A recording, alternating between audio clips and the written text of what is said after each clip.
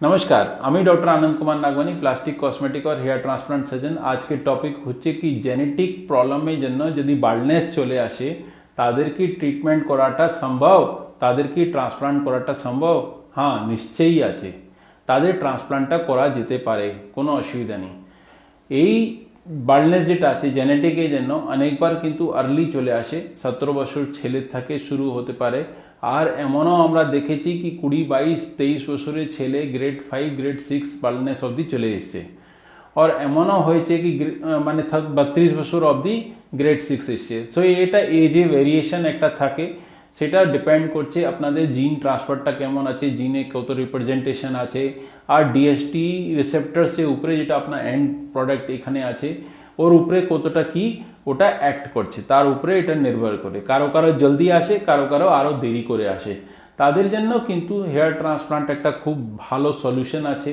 Hair ট্রান্সপ্লান্টে বাদে ওদের নিজের একটা আগে যে লুকটা আছে, যেটা আগে ওনার পজিশন ছিল, যেমন আগে উনি ভালো দিখতেন তেমন কিন্তু চলে আসে। সেটা একটা ভালো একটা কথা আছে। আপনি এটা নিশ্চয়ই জানেন আর আমার ভিডিও অন্যগুলো ভিডিও দেখেছেন কি হেয়ার ট্রান্সপ্লান্টটা কী করে করা যাবে। হেয়ার ট্রান্সপ্লান্টটা দু পদ্ধতিতে আছে, একটা হচ্ছে এফইউটি আর একটা হচ্ছে এফইউই। আপনি আমাদের অন্য ভিডিও আছে এফইউটি এফইউই, সেটাও দেখতে পারেন, তাহলে আপনি বুঝতে পারবেন কি এফইউটি ট্রান্সপ্লান্টটা কী আর এফইউই ট্রান্সপ্লান্টটা কী। আর তাদের মধ্যে একদম ডিটেলসও আছে, স্টেপ বাই স্টেপ ম্যানারও আছে, আপনি দেখতে পারেন। তো আমাদের এটা হচ্ছে পার্মানেন্ট ডোনার জোন। এখান থেকে আমরা হেয়ার ফলিকল যেটা হয় মানে ইউনিটের মধ্যে থাকে তাদেরকে মানে নেওয়া হয়। বিভিন্ন পদ্ধতিতে আলাদা আলাদা পদ্ধতি আলাদা আলাদা হিসাবে নেওয়া হয়। সেটা কিন্তু এই জায়গাটা আমাদের রেসিপিয়েন্ট এরিয়া, যেখানটা আমাকে হেয়ার ট্রান্সপ্লান্টটা করতে হয় সেই জায়গাটা লাগাতে হয়। তো আপনি সম্পূর্ণ পদ্ধতি এখানে দেখতে পারেন, আর আমাদের আরও ভিডিওগুলো আছে সেখানেও দেখতে পারেন।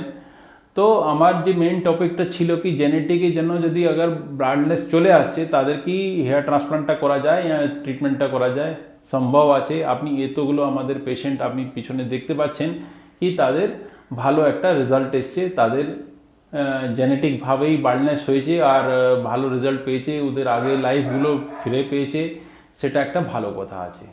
আমার মনে করছি কি আপনার যে কোয়েরি ছিল এই ভিডিওতে আপনার ক্লিয়ার হয়েছে। তা সত্ত্বেও যদি আপনার কোনো মনের ভিতরে কোনো কথা থাকে, আপনি জিজ্ঞেস করতে চান, আপনার কমেন্টস আপনার কোয়েরিজ ওয়েলকাম আছে, আমাদেরকে খুব ভালো লাগে। আপনি কোয়েশ্চেন করুন, হোয়াটসঅ্যাপে আমরা আনসার দিতে চেষ্টা করব। যদি আপনি কমেন্ট করবেন আমি কমেন্টে আনসার করতে চেষ্টা করব। নমস্কার, আপনি ভালো থাকুন।